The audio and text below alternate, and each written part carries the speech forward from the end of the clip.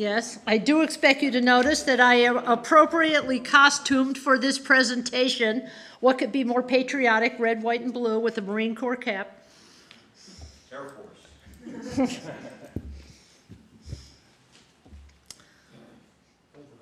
Okay. So I want to welcome you all tonight. It's great to see people who were here last week and great to see people who have come for tonight's presentation. We are in our spring Beit Midrash, answering our country's call, Jews in the military, and we picked out three very consequential aspects of Jewish service to our country to talk about. Last week was a civil war. So in addition to everything we know about the Civil War, we also know that it has great resonance for our time.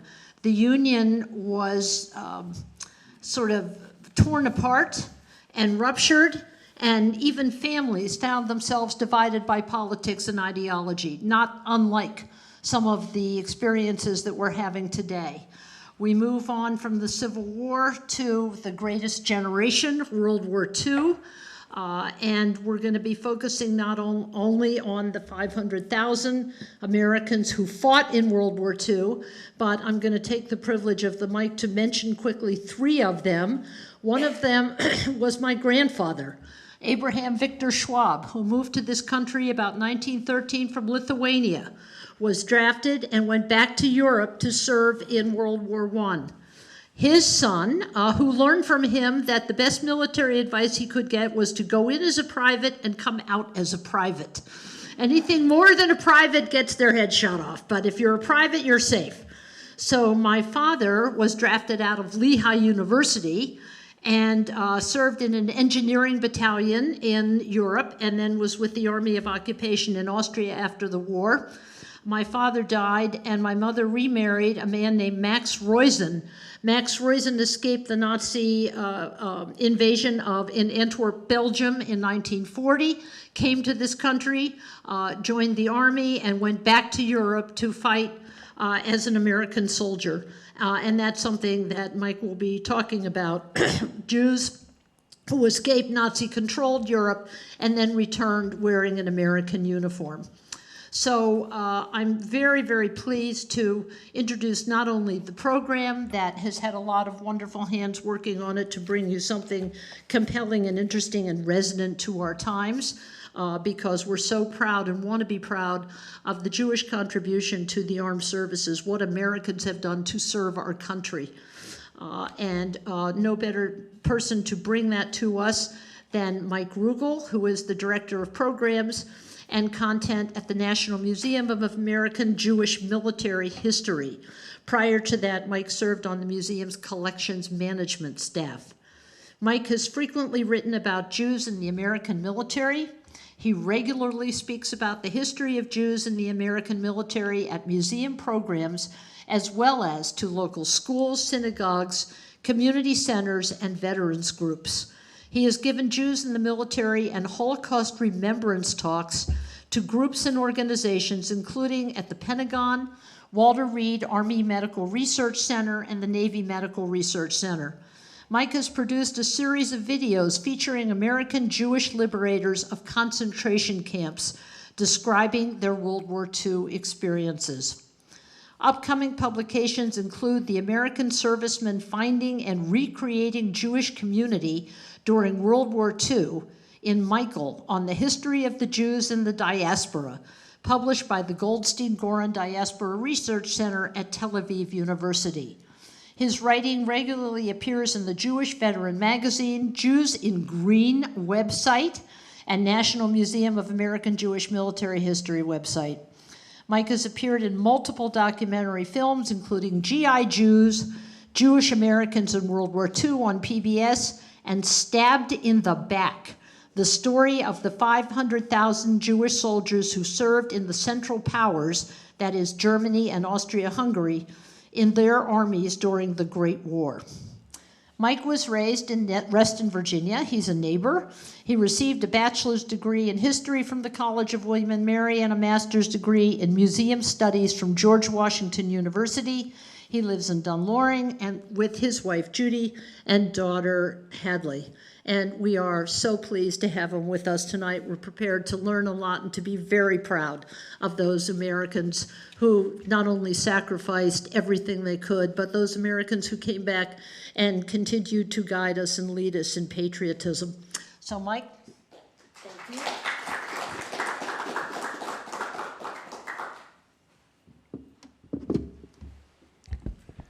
Hi, thanks for having me back. It's good to be here for a second week in a row. We're going to focus on World War II with a little bit of a bridge from last week's Civil War discussion. We're talking about German Jews that came to this country and ended up fighting, obviously in radically different circumstances, the mid-19th century versus Nazi Germany. But first of all, I wanted to ask, do we have any veterans here today? Could you guys raise your hands? We got quite a few. So thank you for your service. It's great to have you guys here. I don't think my eyeballs tell me no one of the World War II generation. I think the young ones are 98 now, so there's still some around, but it gets tougher and tougher. So World War II is the big one for us, and that's for this country, the world as a whole. It's like nothing before or since in terms of its impact on every aspect of American life, in terms of everyone, not just knowing somebody that's in service, but knowing friends, family, neighbors. Multiple people are going to be serving that are connected to every single American in World War II. It's so much different than today. So there's endless stories that we could do. So we chose that focus on those that had escaped Europe and Nazi-occupied Europe and came here and joined the U.S. military. But I'll broaden it out a little bit, but that was kind of the angle we chose to take for this session. So so the estimated number is 550,000 American Jews serve in World War II, and they're doing everything and anything you can think of, going from privates to generals. There are 3 Jewish Medal of Honor recipients, 74 Distinguished Service Cross recipients, 26,000 received the Purple Heart, meaning they were wounded. So we could just do these stories of awards and heroism, and it would go on for a long time. One of the significant things is the growth of the Jewish chaplaincy during World War II. So around 300 Jewish chaplains serve in World War II. So we talked last week about there were 3 Jewish chaplains, the first Jewish chaplains in the Civil War. The chaplaincy kind of gets institutionalized in World War I and is really built up and fully operational for World War II, and that's around 300 clergy serving as chaplains. And they are approved and they are supplied by an organization called the Jewish Welfare Board, which was created in World War I. So they're the ones that are handing out the prayer books, that are getting food for the services, that are organizing some social events and things like that. That's maybe the most high-profile American general was Maurice Rose. He was the highest-ranking American killed by the enemy in Europe during World War II as a major general, 2-star general.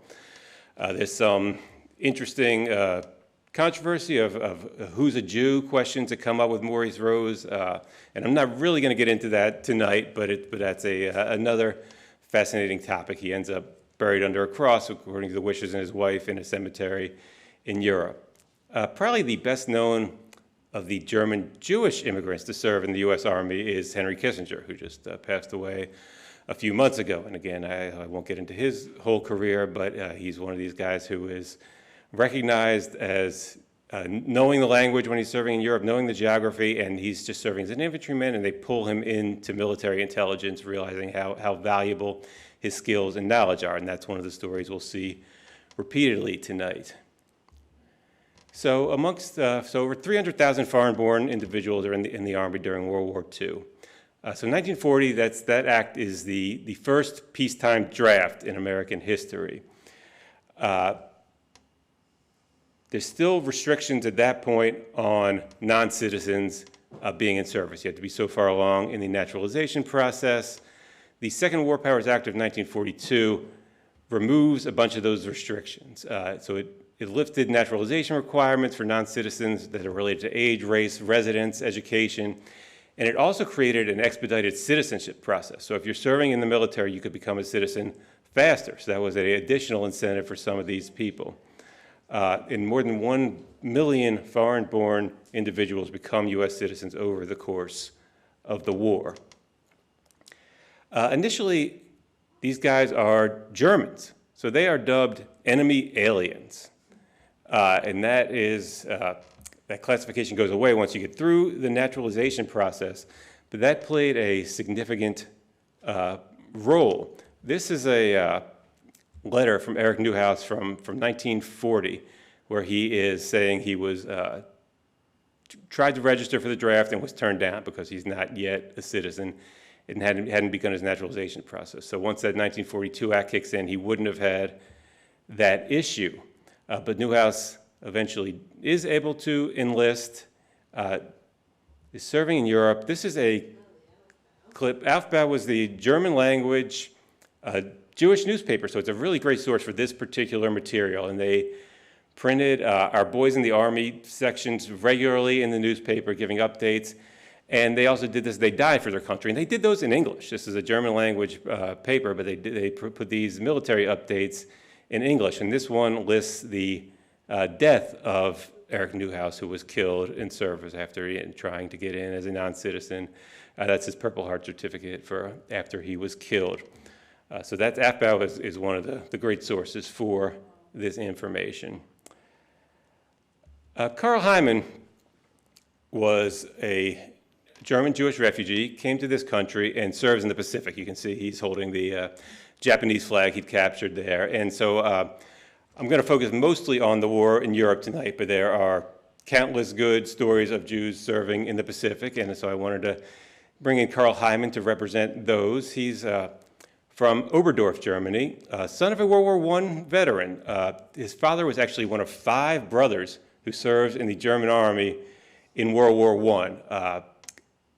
And German Jewish veterans are afforded some degree of privilege as the beginning of the Nazi regime, and gradually that disappears, and they end up bound for Auschwitz like all the other German Jews. But so he's grows up with that kind of privilege of having the veteran father. And Karl Hyman is a totally integrated German, as is his family, as is his father. He spoke a lot about his experiences in later years. And he talked about how as a kid, he actually wanted to join the Hitler Youth because that's what his friends were doing. And he was a German kid, just like they were. And eventually he figured out that was not for him. But he talked about his family in 1936 took a family trip to New York. And apparently there was some discussion, recognizing what was going on in Nazi Germany about staying. But his father said he didn't want to stay in New York. And they asked him why. And his father said, too many Jews there. So that's an integrated German in 1936 right there. Of course, they probably would have had visa issues. They couldn't have just stayed, but that was the story he told. They're there, the family's still in Germany until Kristallnacht. They are in the town of Oberdorf when the synagogue, like many of is burned. A neighbor manages to save the Torah from the synagogue, and it gives to the Hyman family, who had kind of been something of caretakers for that synagogue. So when they leave Germany in 1939 and head for New Jersey, they bring that Torah with him. So they leave Germany just before the invasion of Poland. And Karl Hyman is drafted in 1943, naturalized that October, and he is sent to the Pacific. And that's something early on with that enemy alien concept that they're doing. They don't want to send Germans to fight Germany, so they send a lot of these guys to the Pacific at the very beginning of the war. And it doesn't take too long for them to realize, wait a minute, these guys are super valuable for the war in Europe. They're more motivated to win the war than anybody. They're better at analyzing intelligence than anybody, and that shifts. But Hyman is sent to the Pacific, sees a lot of combat there. He's wounded in combat in the Philippines, and he's amongst the first Americans in Hiroshima after the bomb is dropped. He's eventually receives a Purple Star and a Purple Heart and a Bronze Star. So Karl Hyman was the son of a German Jewish World War I veteran who serves in the U.S. Army. Richard Stern was a World War I veteran himself. So Richard Stern was a decorated German soldier in World War I, earns the Iron Cross during World War lives in Cologne, Germany. He has a business selling materials for bedding. So 1933 is when the Nazi Party starts calling for boycotts of Jewish businesses. That's the official party. So the picture there you're seeing on the left is Richard Stern standing outside his business in Cologne, Germany. SA soldier to his right, trying to enact this boycott of Jewish businesses. So Richard Stern goes out there wearing his Iron Cross on his chest, and you can see in the photograph, he seems to be the man of the authority. He's the veteran. He's the guy who's standing there with confidence. His privilege as a veteran allowed him to do that to some extent, but it doesn't go too far. And he actually gets arrested, ends up in the local jail. But one of the police there is his World War I buddy, who frees Richard Stern. He says, "All right, you can leave." They go on and continue to live in Germany. They're there until May of 1939, when they're finally escaped. They get to the U.S. He comes here, joins the army at age 43. There's a family story that he, in the war effort, they were calling for medals, and he took that Iron Cross to be melted down to create American munitions. So there was, I don't know if there's a truth to that, but that was the story that resides within his family. He's sent to Italy, and he's in combat near Mount Porcio, Italy, where he earns the Silver Star. In this battle in Italy, he runs across German machine gun fire multiple times. He gets close to the Germans, and he's able to address them in his native tongue. He speaks German, and he convinces this German company to surrender when he addresses them in German. He receives the Silver Star for that. So he was both the Iron Cross recipient for Germany in World War I, U.S. Silver Star recipient in World War II. This is Harry Etlinger. So some of you guys, I'm sure, saw the movie Monuments Men or read the book. He was a Monuments Man. And in the movie, there's a young guy who they call Sam Epstein in the movie. Sam Epstein is Harry Etlinger. They use a lot of historical figures. I don't know why they didn't want to use Harry, but they changed the name, but it's his story. He's born in Karlsruhe, Germany.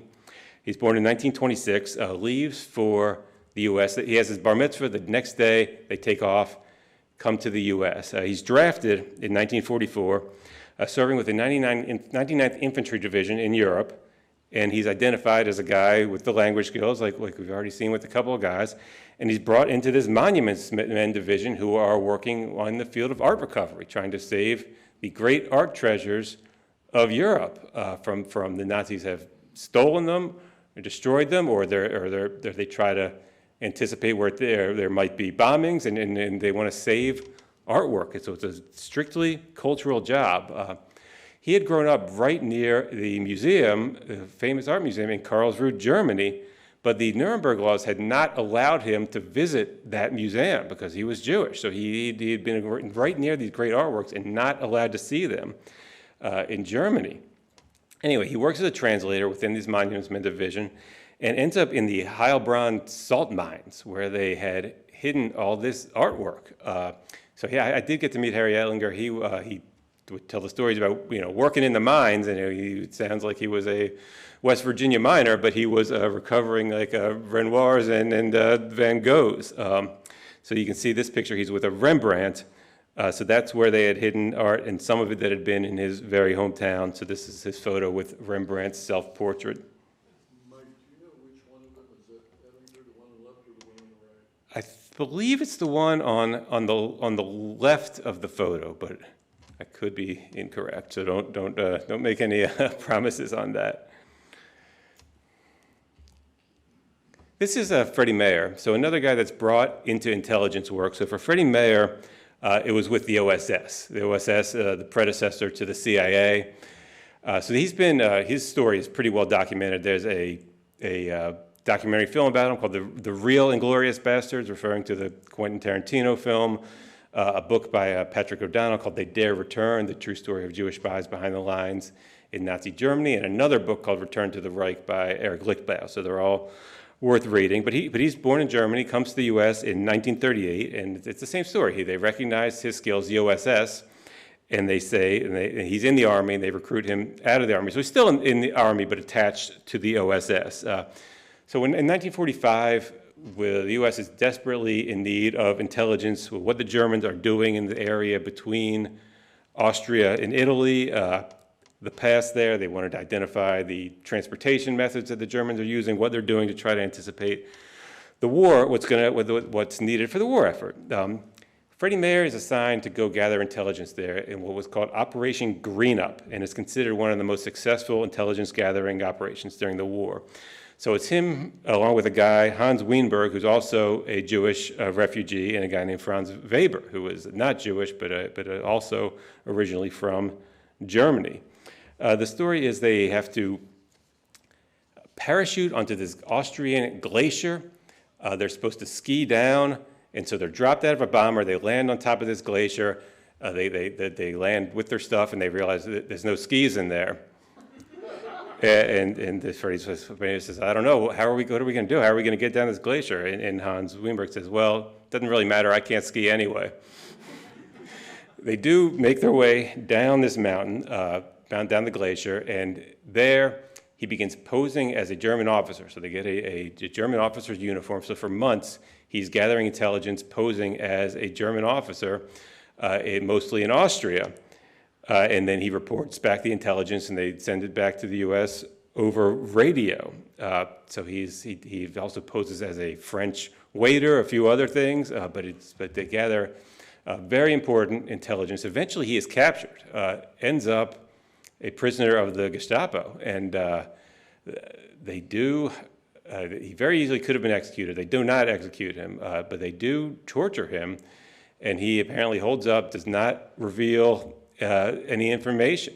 He ended up living in West Virginia, spent the rest of his life there. But the big story is Camp Ritchie. So that is the Military Intelligence Training Center, was placed at Camp Ritchie. So camp was already there. The camp is out by Hagerstown. And there is a newish, probably been there about a year, a museum at Camp Ritchie now. I still have not been there myself, but I plan to go soon. So they have that whole history there. So the Military Intelligence Training Center is placed there when they are kind of realizing they need more systematic intelligence gathering techniques. So they create this to train essentially language experts is the main thing that they were looking for at Camp Ritchie, and they're training them as POW interrogators and various types of counterintelligence work, different types of psychological operations. There was a documentary that maybe 20 years ago that came out, and that's where that Ritchie Boys term gets popularized from this documentary film. But apparently it was used by the Germans. That's where it initially came from. The Germans would refer to these guys as Ritchie Boys. So they had never heard themselves referred to as Ritchie Boys until this documentary came out, and that term has kind of become popularized since. Some sort of folks probably saw the 60 Minutes piece that ran not that long ago. A couple good books on the Ritchie Boys. The guys in recent years that have become the face of the Ritchie Boys are Guy Stern, who just passed away a couple months ago. So he was born in Hildesheim, Germany, becomes a POW interrogator, had all these wild stories about trying to, figure out the best way to gather intelligence, and he realized that the Germans were more scared of the Russians than they were of Americans, so he creates this crazy Russian officer to try to scare information out of the Germans. Another of the guys that we've seen a lot of is Victor Brombert, who is still alive. Victor Brombert was born in Berlin, lived a lot of his life in France, escapes Paris in 1941, and then drafted, trained at Camp Ritchie. And Brombert became the advocate of the interrogation style where he believed empathy, respect could yield better results, and that was the best way to get information. He thought that worked better than fear or coercion, to get him in conversation. And so that was Bromberg's technique. And then he goes on to a long career in academics. He was a languages professor at Princeton and Yale, a literature professor. So fascinating story that's still going with Victor Bromberg. I wanted to mention, we hear a lot about the Ritchie Boys. There were Ritchie girls. So probably 20,000 people came through the Military Intelligence Training Center at Camp Ritchie. About 2,500 or so of them were Jewish. So Camp Ritchie is not exclusively a Jewish story. I think sometimes it's presented that way, but there were also several hundred women there. And in general, Jewish women serve in World War II, just like American women. They have all kinds of roles. So they serve in the WACs, which was the women's branch of the Army, the Waves, which were the women's branch of the Navy, the SPARs were the women's branch of the Coast Guard, the WASPs were the women's auxiliary service pilots in the Air Corps. So there were Jewish women who were WASPs.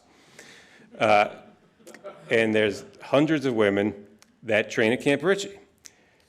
They trained in interrogation, photo interpretation, terrain analysis, map making, counterintelligence, learning the order of battle. There's a lot of the same things that the men are doing. And I just wanted to very quickly highlight a couple of them. Lillian Tombacher leaves Poland, gets out of Poland in 1937, comes here, enlists in the WACs in 1943. She's trained at Ritchie, and she returns to Europe and becomes Eisenhower's personal Polish interpreter. So she has a job right alongside Eisenhower as his main language interpreter. She received the Bronze Star, and she received the Polish Cross of Merit from the Polish government. Ellen Kaufman was another one. She's a German Jew, leaves Germany in 1937 with her grandmother. She comes here with the grandmother who raises her, joins the WAC in 1943, and she'll eventually learn her whole family did not survive the Holocaust. There's no relatives left in Germany. And she is trained as a German language interrogator herself, but her main role ends up becoming as a trainer of interrogators. So she trained the men as POW interrogators. So these are all within the Women's Army Corps, the WAC. The WAC is disbanded briefly at the end of the war, and then they bring it back. And there's an integration act in 48, which brings women more fully into the Army, but it really still exists as a separate entity until 1978, when women are fully integrated into the services.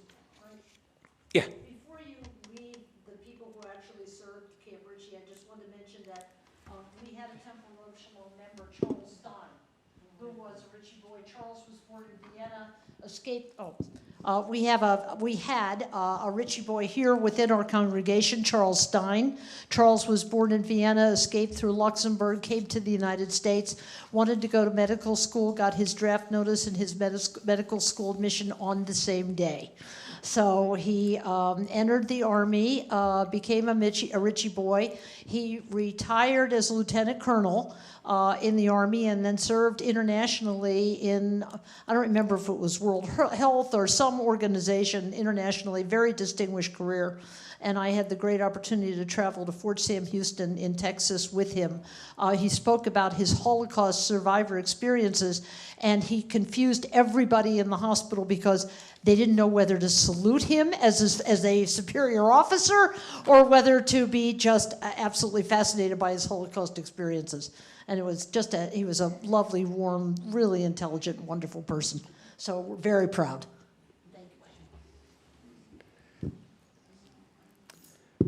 I wanted to mention a local story. This is a Fort Hunt in Alexandria. I think some folks probably know it. It's kind of a park now. World War II was the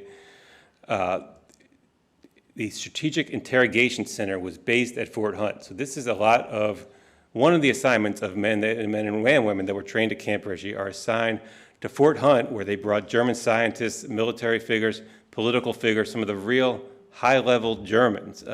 And some of this leads to what's to become the Operation Paperclip, where the German scientists are brought here. So this is the early work of there.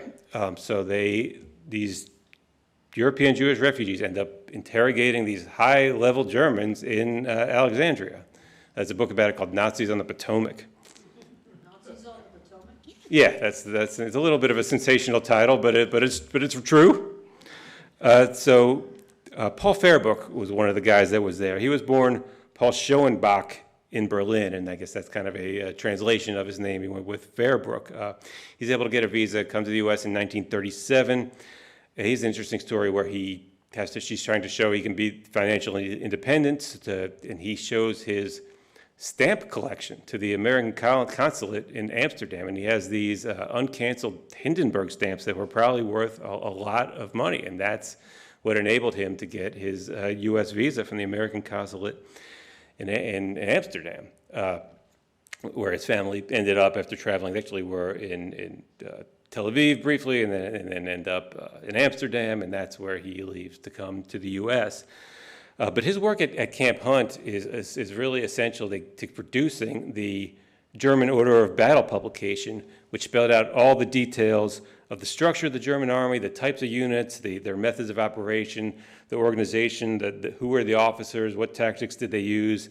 And this is the publication that they studied at Camp Ritchie, and as well as they would give it to American officers serving in Europe. So that intelligence he gathered interrogating these Nazis in Alexandria really played a huge role in the ability of the Americans to anticipate German actions during the war. Is that where people like Werner von Braun might have gone? Werner von Braun was there. Was there? That's, yeah, absolutely. Yeah, you had a question?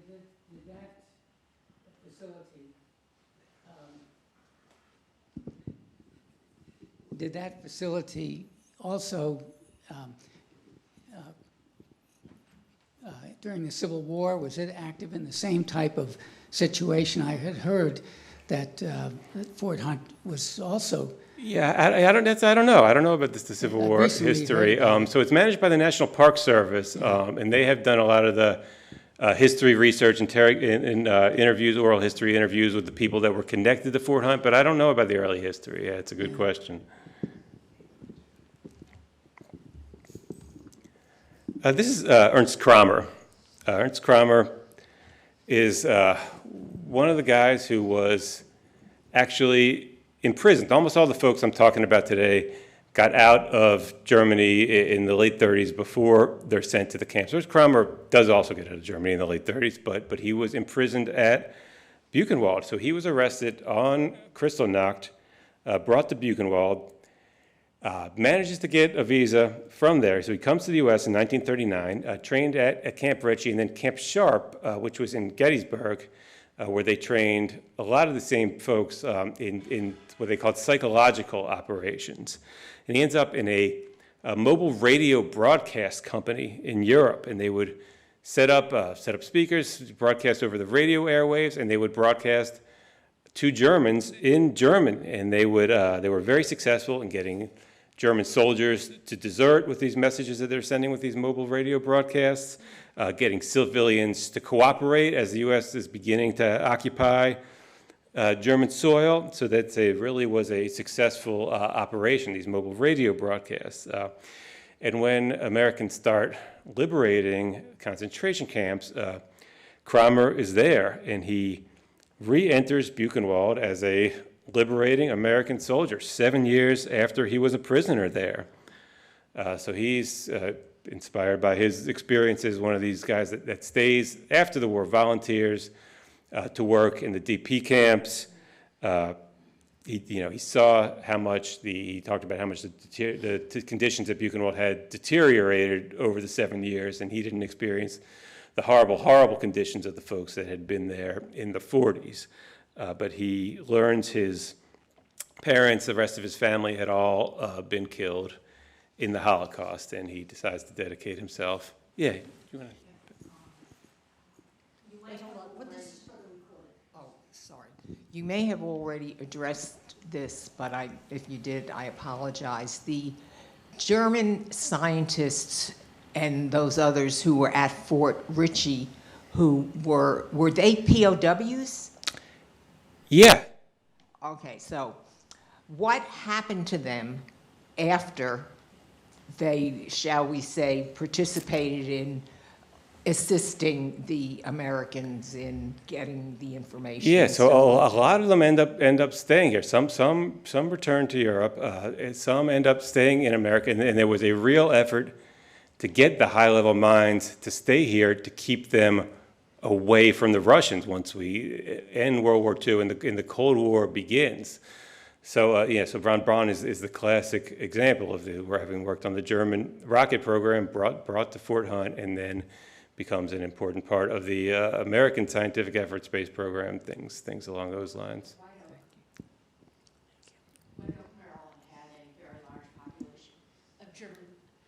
White Oak, Maryland had a very large population of German scientists for their munitions program, along with down at Indian Head.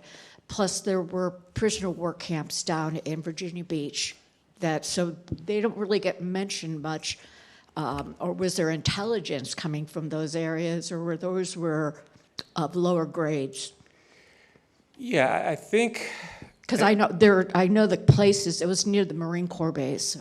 Yeah, so there were POW camps with Germans brought to places throughout the country, and some of them, and I don't think most of them were intelligence gathering operations. And you hear about POWs assigned to farm work, various labor things, and doing a lot of kind of stuff you wouldn't necessarily expect of German prisoners here in the U.S. doing work. Yeah, how much intelligence gathering at the various places across the country? I'm not really sure. I had not heard about that, like at Fort Hunt, which was specifically high-level folks that they thought had important intelligence.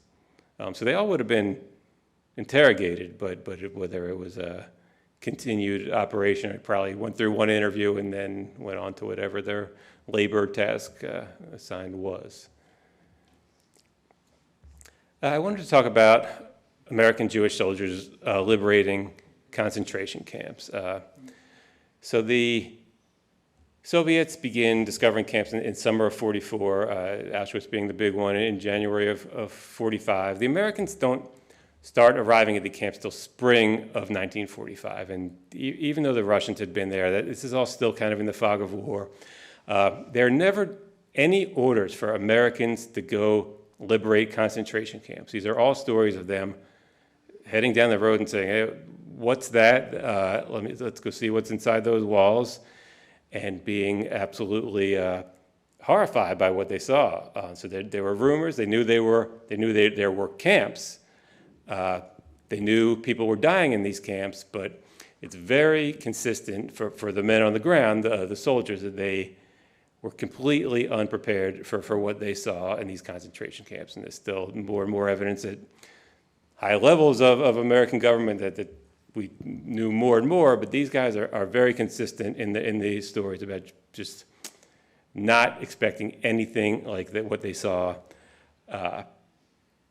when they first beginning arrived. So the Ohrdruf is the first camp liberated by Americans, and that's the quote from Eisenhower, where he talks about wanting to make sure people came to see these camps so it wouldn't just be dismissed as propaganda. That was important to him. He had really incredible foresight in that. So he brought generals, so the quote is about Patton not wanting to come because he said he would get sick.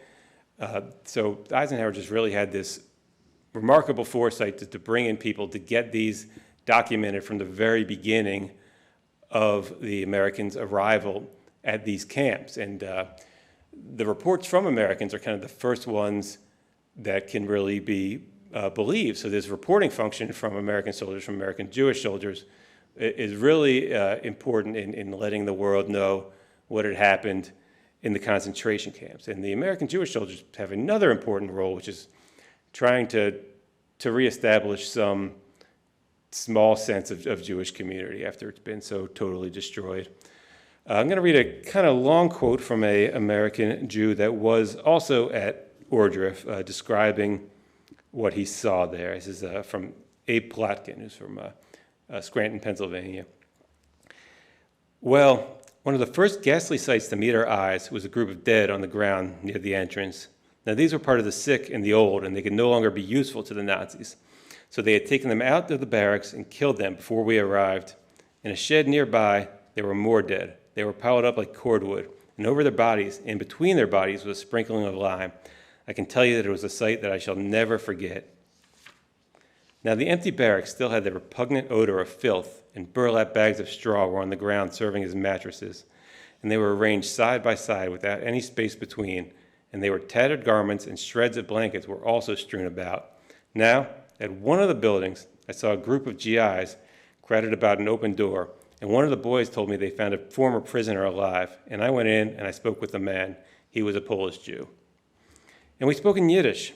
I heard as much of his story as time would permit.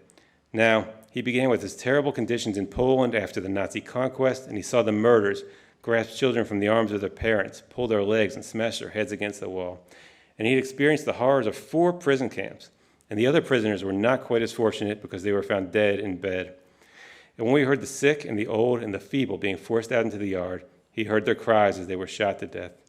Their reaction among all of us was to further steel our resolve to deal with these barbarians, as to be their due, because we consider the Nazis not as humans, but as devils in the flesh. Now, if I were asked what was my greatest achievement, I would say that outside of my family, my answer would be that I was a member of the Third Army, which helped to destroy that octopus, which was stretching out its tentacles to devour the world and freeing the Jews from 20th century captivity. So those are the kind of testimonies that a lot of these guys gave. And Yiddish speaking, very important skill in these camps, and they did intentionally send American Jews to the camps because of their ability to communicate with survivors. So that was Ordruff, and you can tell from the description what they saw mostly was dead bodies. As they move and discover more camps, they start to find more survivors, and the big one is Dachau. Morris Eisenstein was with the 42nd Division. He was born in Poland, but grown up in Chicago. He arrives at Dachau. They find 30,000 living prisoners when the army arrives. And the camp had been operating for decades by this point, not decades, but since the early 30s. And more and more death. And remember, the Americans are not liberating any of the death camps, meaning there was no systematic execution. These are all camps where people were just worked to death, not given any medical treatment, often not given food, but these are not the gas chambers. These are labor camps where there a lot of death, but these are not what we refer to as death camps. So Dachau, my Eisenstein arrives there, and he described this interaction with a survivor. When I saw that little Jewish fellow in a corner, weeping and wailing, and the idea was you go over and try and straighten him out, which I think I did. Ich bin Amerikan Yid. So he looked around. He was amazed, and that's how it started. So he identifies himself as an American Jew, and this guy looks up and has this reaction, and you'll hear that phrase, Ich bin ein Yid, ich bin ein Amerikaner Yid, ich bin ein Amerikaner Rabbiner, sometimes for the Jewish chaplains. But Eisenstein encounters this guy, he looks up, and that's how it started. Then he started weeping. Well, I'm waiting. All is kaput, so forlorn. And I said to him, I tried to calm him. I didn't know what to do. So he was sitting there waiting. We had had a firefight with some SS 2 days before. I had a pile of money in my pocket, about $15,000, $20,000 in a big wad, big enough to choke a horse. I pulled it out. I put it in his jacket, the pocket of his jacket. He grabbed my hand, and he said in Yiddish, I can't take this. It's not proper. I have nothing to give you in exchange. I was so overwhelmed. I almost cried right then and there. And then the guy saw the badge on his uniform. You know, a piece of tin attached with a safety pin to the uniform and the linen on top of the tin with the name Yuda on it. So referring to the classic yellow star. That's one of the best deals I ever made. $15,000 for a piece of tin was, of course, financially no deal, but morally and emotionally, it was the best deal I ever made in my life. And that is the star that Morris Eisenstein donated to the museum you see in that photo. And that's Eisenstein on a street in Germany pictured. Yeah. And I think this is an ignorant question, but I would like to educate myself. Why was it that the Americans did not, until the spring of 1945, go to liberate the camps?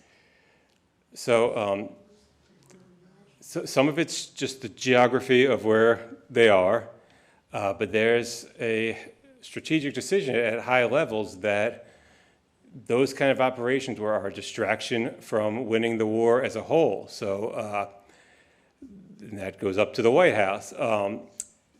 So the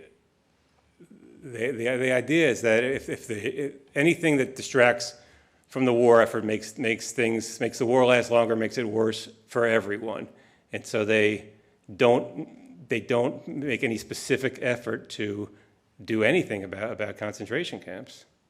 Did the average, for lack of a better word, average Joe, who was drafted and was was sent over, let's say, to Germany. Before he or she was sent over there, did they know really what was going on there? So they knew what the policies of the Nazi government were towards Jews. They knew there were concentration camps where Jews were dying. They very consistently did not think there was systematic execution going on. They did not know the extent of it. That's pretty consistent amongst the average men who, so they knew there was something going on. They knew that there was massive anti-Semitism. They knew Jews were dying. They didn't think anything like the Holocaust was happening. That's for the men on the ground. That's very consistent.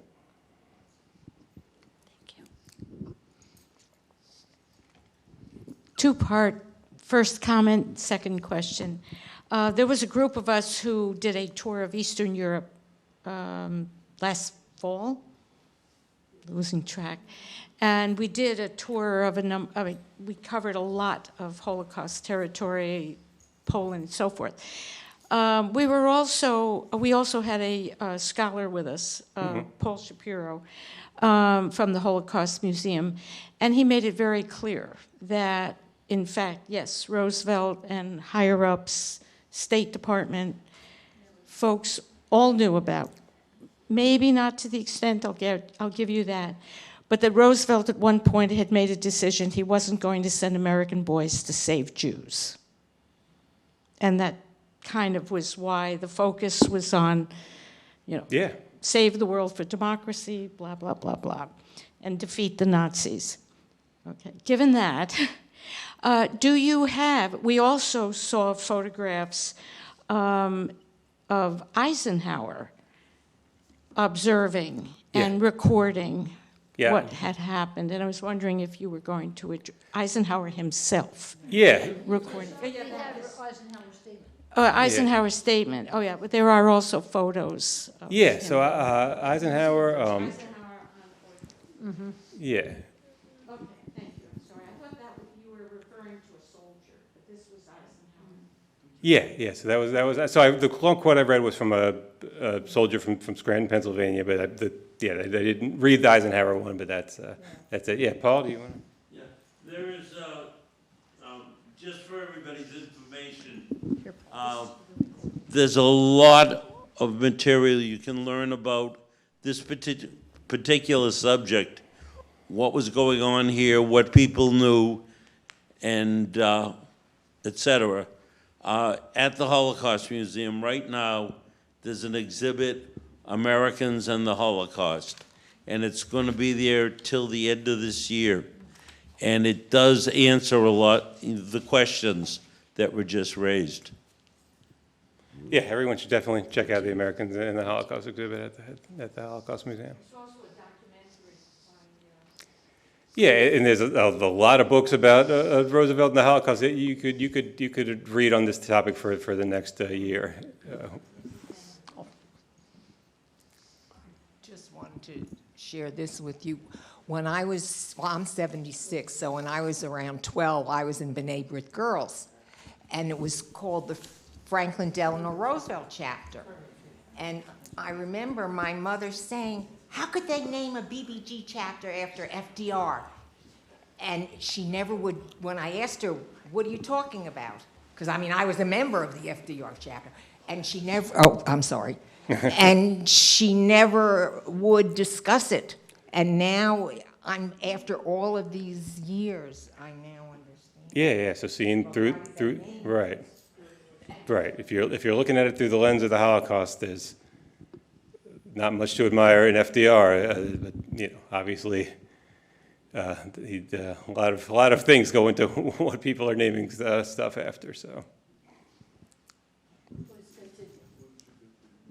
Do you want to hold on questions? Yeah. So I'm almost at the end, so we'll just get into the Q&A. I just wanted to mention a couple more people. This is a Kurt Klein, who was a German immigrant who had moved to Buffalo, New York, joined the Army, in 1942 and returned to Europe as an American soldier serving with the 5th Infantry Division. He's in Europe. He hears about a group of Polish and Hungarian Jewish women who had been locked in a factory after long forced death march from a camp in Grunberg. So that's what happens towards the end of the war. The Nazis take these people out of camps on these long death march, essentially to nowhere. He sees the building where they're at. He sees it has dynamite charges all around it, and the Germans had intended to blow up this building with the women inside, but not set the dynamite off because of weather. He finds the 120 women inside, and amongst them is a woman named Gerda Weitzman, a Polish Jew. She's down to 68 pounds. She looks like a walking skeleton. Kurt Klein approaches her, speaks to her in German, and she responds saying, "We are Jewish, you know," and his reply was, "So am I." And a year later in Paris, they get married. So you get some nice things out of the most horrible situations. Kurt Klein's quote was, "Meeting the girl who took me through the scene of devastation was to change my life. The events of that period have profoundly affected our outlook on life. We have a sense of obligation to devote much of our time and energy to Jewish causes and to help others in need." So her story is well documented in a couple of books she wrote, a HBO film that came out a while back. But Gerda Weitzman Klein was a great teller of her story. One more, as we're approaching Passover. The DP camps, the American Jewish soldiers, play a really important role. Immediately, as soon as the war ends, they start doing things like trying to connect survivors with family in America. They take out time on Yiddish radio stations to make announcements. They advertise in the newspapers to try to connect. Jewish chaplains kind of become civilian rabbis again for these European Jewish populations in the displaced person camps. And this is a Haggadah that was created specifically for DPs, a survivor's Haggadah, published by the Third Army, published by the U.S. Third Army. They published a Haggadah for this Passover service in 1946 in a DP camp. The Rabbi Abraham Klausner was the Jewish chaplain in charge of that. So this Haggadah, published by the Army, it's really fascinating art. It has very explicit depictions of Hitler as the new Pharaoh. And then so they use this for Passover services in 46, and you can still, it's still in print. You can buy the Jewish Publication Society prints a version of it now. It's not identical to what they were using in the DP camps in 46, but it's still available. And I just wanted to end with one that comes out of World War II, part World War II, part Korean War story. Tibor Rubin is a Hungarian Jew. As a teenager, as a young teenager, is imprisoned in concentration camps, ends up at Mauthausen concentration camp. In 1945, he's there when it is liberated by American soldiers. He's inspired by these guys who liberate the camp. He decides he wants to come to the U.S. and join the Army, which he does. He serves, and he's 1950, he's serving in the Korean War. He, unfortunately, has some of the worst stories of anti-Semitism in the Army of anyone. He is the first sergeant of his company is just an anti-Semite. He doesn't like Jews, specifically doesn't like Tibor Rubin. Rubin speaks with a thick Hungarian accent. He's different than the rest of the guys, and so he's given all the worst jobs, whether we're talking about who has to clean up the kitchen or whether we're talking about actually in combat. And the company is fighting against the North Koreans. They decide to retreat, but Rubin is ordered to stay there by himself, hold the road so the rest of us can retreat safely. And he's left more or less to die. He does have multiple weapons. He takes a hilltop position. He ends up fighting by himself for 24 straight hours, engaged with the enemy. There's a book about him called Single-Handed. He fights for 24 hours by himself. Eventually, he is captured, ends up in a POW camp run by the Chinese. But this guy, as a Holocaust survivor, kind of grew up in concentration camps. He's the guy that's now skilled at being a prisoner. And the guys in these camps aren't getting any nutrition, but they do have a garden for the Chinese officers to get vegetables for their own. So Reuben's the guy that sneaks out, steals the vegetables, bring them back for all the other guys. They're not getting any medical attention, and they've got gangrene eating away at the wounds. And Tibor Reuben had learned these kind of guerrilla medical techniques. So he does things like gather maggots, and they eat away at the dead flesh. And everyone's like, Reuben, what the hell are you doing? That can't be right. Yeah, but he saves these people's lives in the POW camp by removing the dead flesh. He's offered the opportunity to return to Hungary. So by now, a communist country, the Chinese offer him, and he says, no, I'm an American. I'm not going back to Hungary. He's choosing to stay in these horrible conditions in these POW camps rather than go back to Hungary. Eventually, he's freed basically at the end of the war. There's photos of him being carried out of his POW camp on a stretcher. He's initially not recognized in any way, either for this unbelievable 24-hour military action or all the things he does in this POW camp, because it would have been that same sergeant recommending him for any award, and he was not going to give this Jewish guy any kind of recognition. But so many people testify about all the things Tibor Reuben does. There's a review 50 years later, 2005, he was awarded the Medal of Honor and was alive to receive it. So he's the only Medal of Honor recipient and Holocaust survivor, and he passed away in 2015, so he had 10 years of recognition with that Medal of Honor. So that's it. So that's my information. I put a little brief reading list of some books that are good on this topic, but yeah, if anyone has any questions.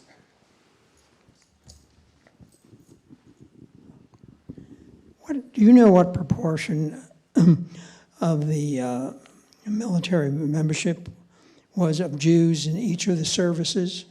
Oh, by service? No, I don't. So the Bureau of Jewish War Records compiled all these statistics after the war, and it probably is broken out by service, but I don't know the numbers. I think Jews were something like 4.5% of the total armed forces, higher percentage in the military than they were of the population. Could look that up. There's stories of people being turned away from the Air Corps because they were Jewish. There's things like that. So I don't know if it was an even distribution or not. Certainly Jews are well represented in all branches of the service in World War II. Whether it's distributed evenly, I'm not sure. Well, the only statistic I've come across is that the Air Force, among the Navy, Marines, Army, and Air Force, that it was the Air Force that contained more Jews than any of the services, but I don't know what proportions they were. Yeah, it's the old Lenny Bruce comedy routine, Goyish versus Jewish, and his was the Army is Goyish, the Navy is Goyish, the Marines are Goyish, the Air Force is Jewish. I think it was just the fighter pilots are cool. I think that was the takeaway.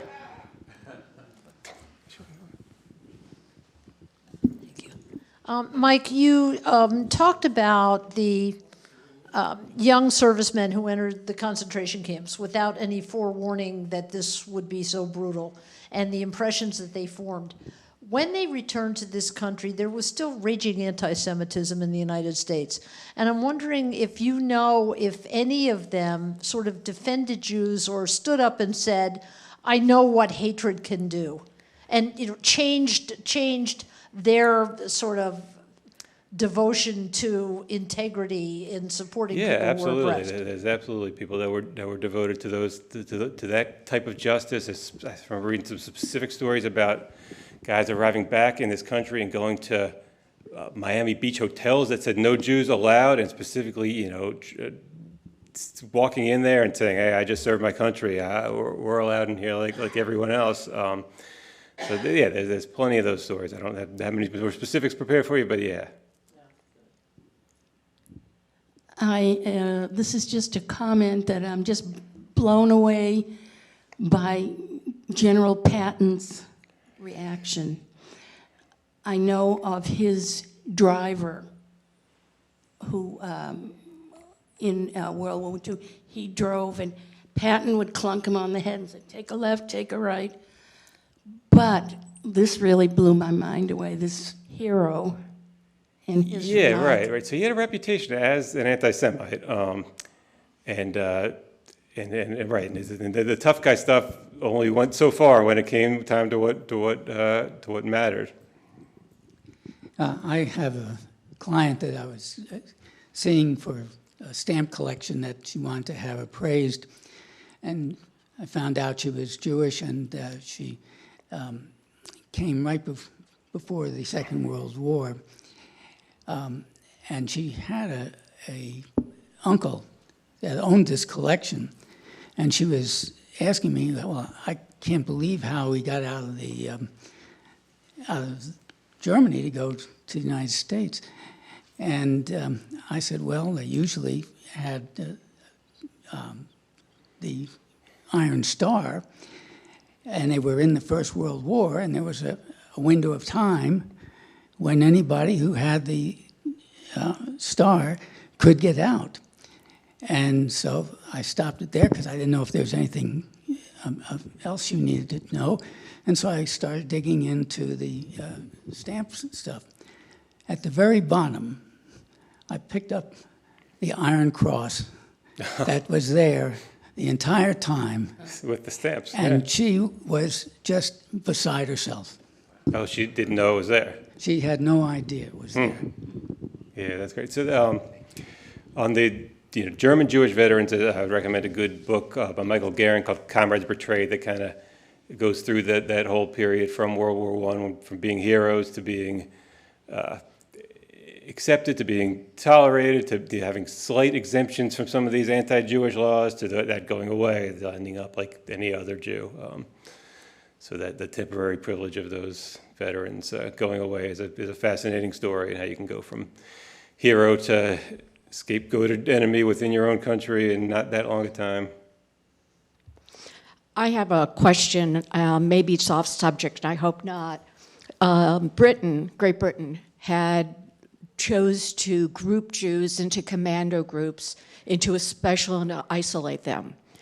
What is in the U.S. Army, military, my understanding is that there was not a separation, but if anything, the anti-Semitism was still there, just as you've mentioned, that followed that to today, because I worked 38 years with the Navy, pretty much is still in place.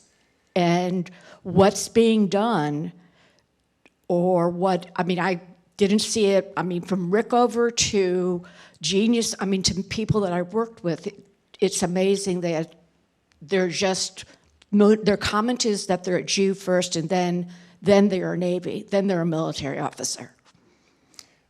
Yeah, so right. So Jews are never in segregated units in the American military ever, going back to the Revolution. Yeah, and so they had to deal with anti-Semitism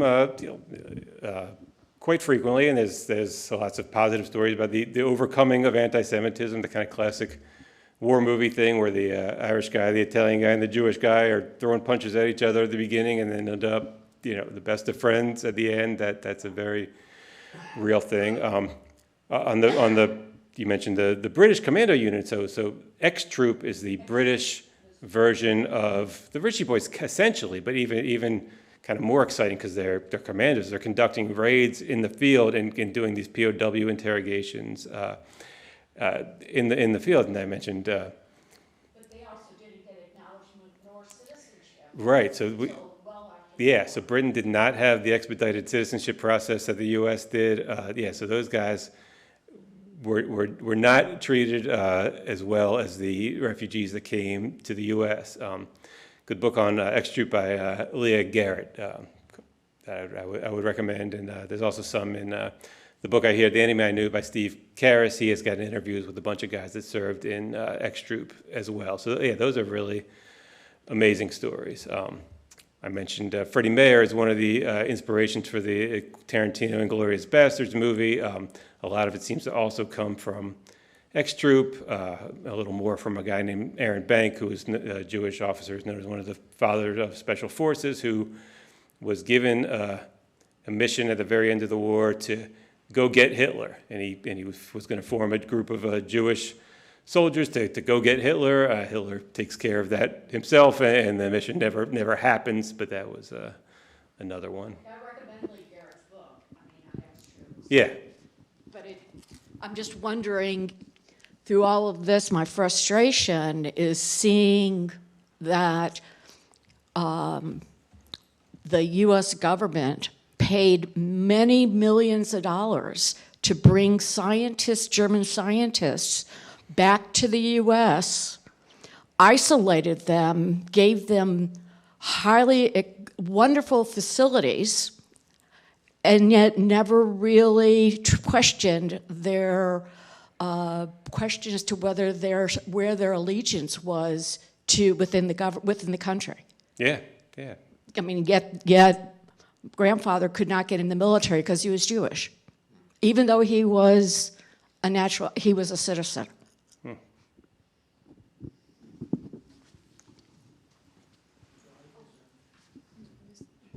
Actually, since you're such a gentleman, I'll do the advertising for the museum. Oh, okay. It's certainly worth visiting, and if anyone's interested, you can become a member. And for a significant birthday, John's family, right, donated a plaque. Etching on glass. Oh, etching on glass. That's on display so it's on the there. glass wall. When you walk into the building, if you take a couple more steps, you'll see the glass wall, and your name is on there. Yeah. And it's honored. If you're interested. Yeah. So we're open 9 to 5 Monday to Friday. Often second and fourth Saturdays, a group holds Shabbat services in the building twice a month. So when they do that, we keep the building open for museum visitors. So check the website for that, but we're there 9 to 5 Monday to Friday. Mike, I want to follow up on that, the question about sort of what were we fighting for, and were we in fact fighting for Jews? And I will, Paul, thank you for your suggestion about the museum. I will go see that exhibit. But I'm wondering if there's any documentation or any audio interviews or anything that tells us that there were American soldiers who did in fact believe that this war was about freeing Jews from the persecution of Hitler. Absolutely. That's why the America First is we're not getting into this war. There were lots of reasons, but how many people believed it was because of the Jews? I mean, American Jewish soldiers were no question motivated by the desire to defeat Nazis because they knew their policies towards Jews. That's endless testimony on that. And at a time when most Americans perceived the Japanese as the primary enemy, logically, because they were the ones who bombed Pearl Harbor and got us into the war. It's really common amongst Jews that are being drafted or that enlist, saying, I really want to go to Europe to fight the Nazis. So that motivation was definitely there. What about non-Jews, though? Were non-Jews feel that they were sort of suckered into war to save Jews? I think there's probably some of that, but that's the attitude of the late 30s and the first 2 years of the 40s.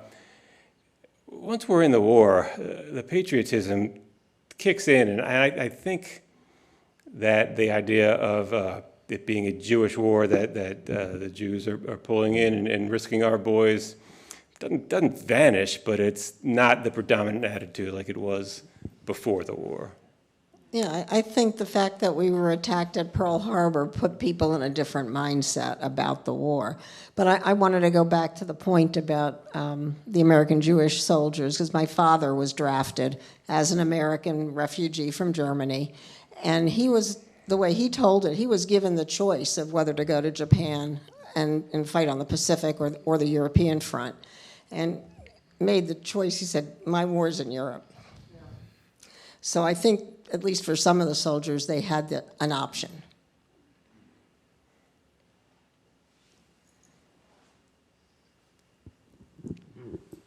So, an interesting book about the subject of,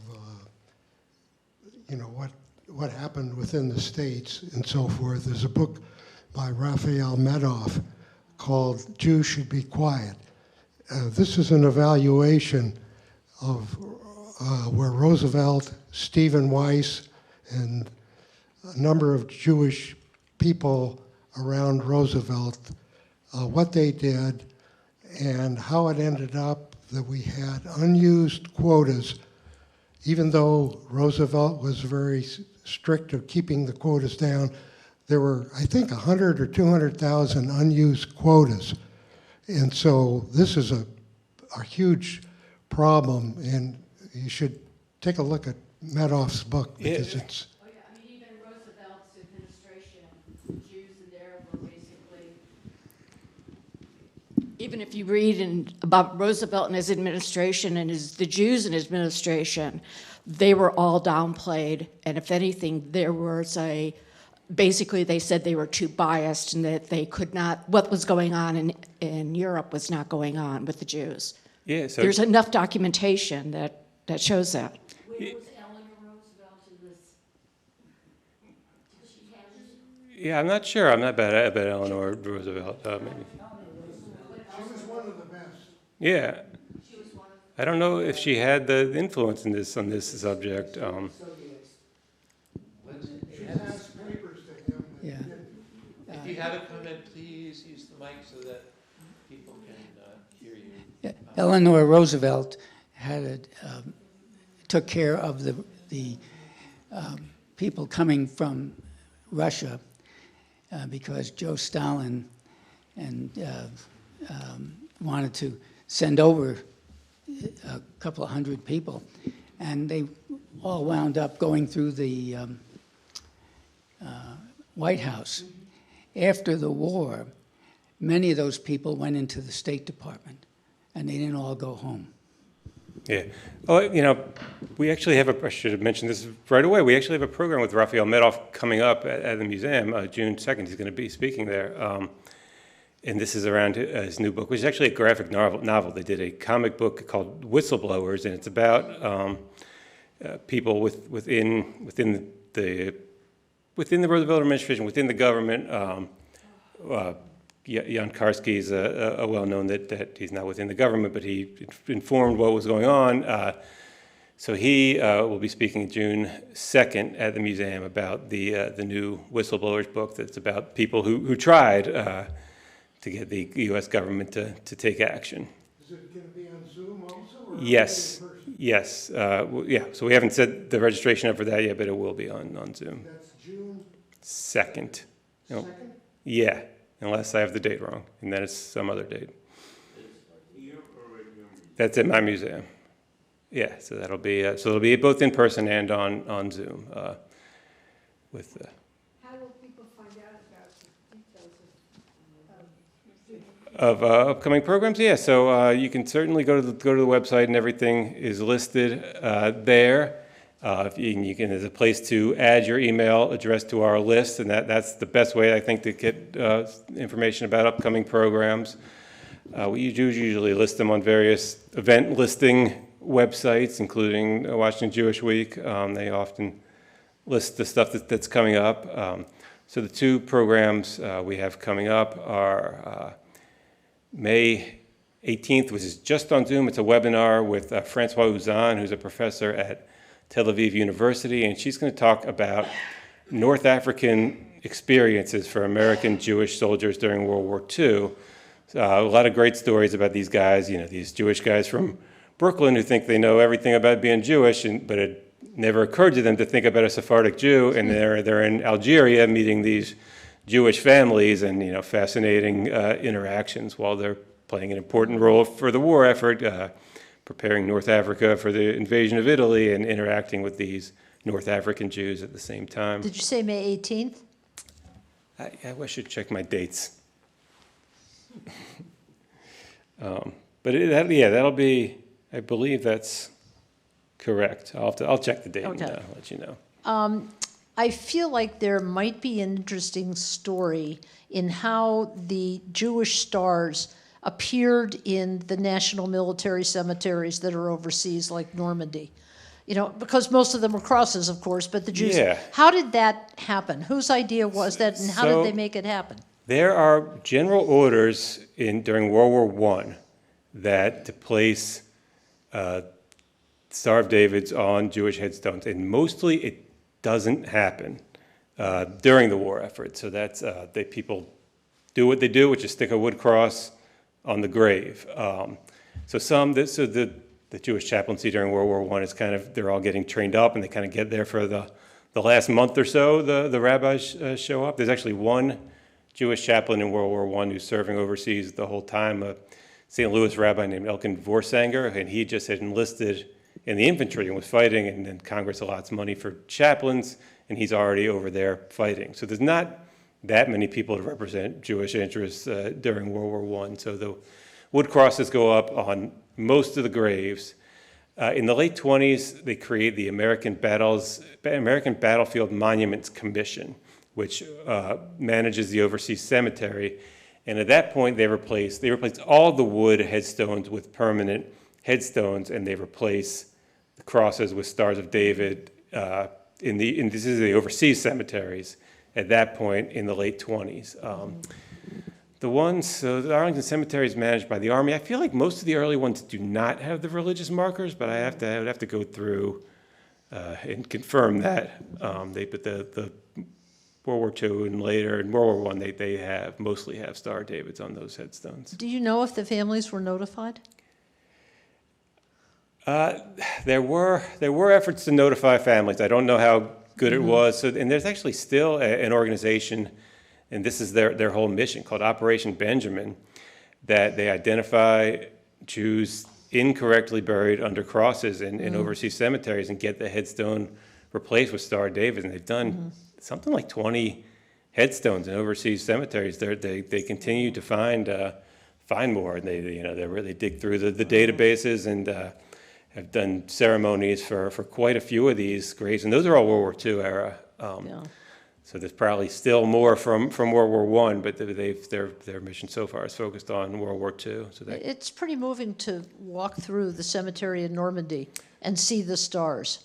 Yeah, And you just sort of go to each one and pay respect and honor, and let them know they haven't been forgotten, and we're grateful for what they did. Yeah, I don't know if it's continued, but there used to be a Normandy Cottage project. They called it, and they would ask people to say Kaddish the Shabbat before the anniversary of D-Day for the Jews buried in Normandy. That was a little bit of a tough time because it came right after Memorial Day, so it was asking like a secondary thing after the big one. That went on for a while. There's 8 days of Passover, okay? Yeah. 8 days of Sukkot. No, you can do them both. Okay, you can mourn for 8 days. There's room for all of it, but I don't know how many. In the synagogues, we send out lists to synagogues of the American Jews killed in Iraq and Afghanistan prior to Memorial Day, and ask places to memorialize them prior to Memorial Day, so that those memorialization efforts continue. So do we have more questions?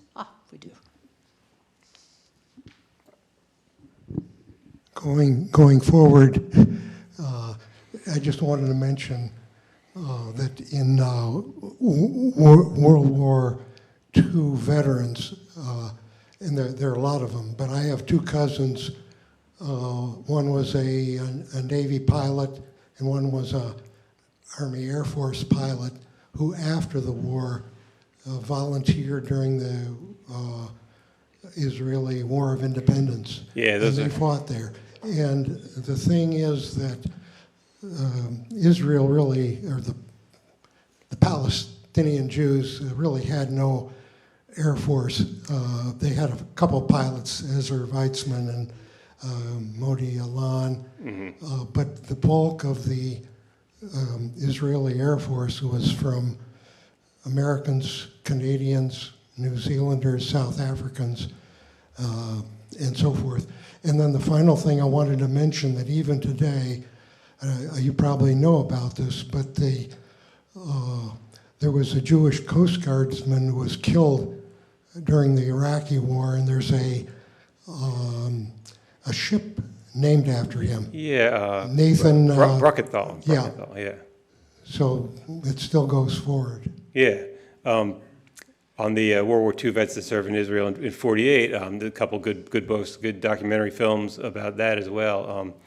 My favorite story is Milton Rubenfeld, who shortens his name to Reuben and has a son named Paul Rubens, who was Pee Wee Herman. Oh, no, really?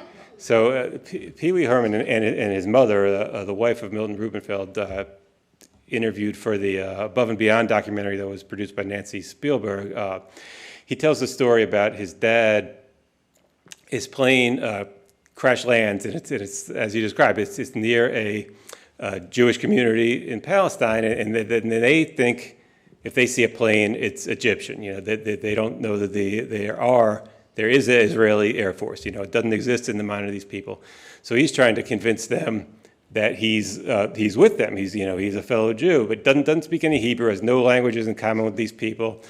And then Pee Wee Herman tells a story about how his dad just tries to think of anything Jewish. So he starts yelling like, matzah ball, Shabbat. And it worked. It was enough to convince these Palestinian Jews that he was with them. But he did. Yeah. So that's a very funny. I think it's only on that outtakes, like the added scenes in the Above and Beyond documentary. But it's very funny. Do we have any other questions? I have to just throw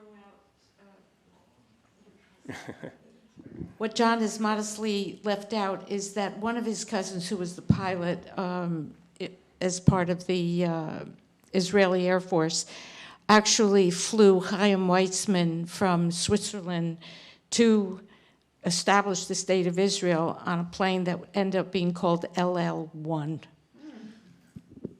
Pretty impressive. Okay, thank Anybody you. else?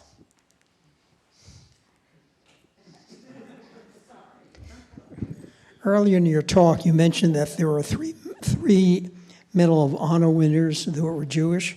Do you know what the actions were that led to their Medal of Honors? Yeah. So the citations are all up on the website. I'll do a super quick one. Ben Salomon is in the Pacific. He's a medical officer. The Japanese are invading this medical tent. He ends up fighting off all these Japanese invaders and then manning a machine gun that he's not trained on. They're able to evacuate all the patients in this hospital to a safe area while he's holding off the Japanese by himself. He was killed in that action, but they find 98 dead Japanese soldiers in his position.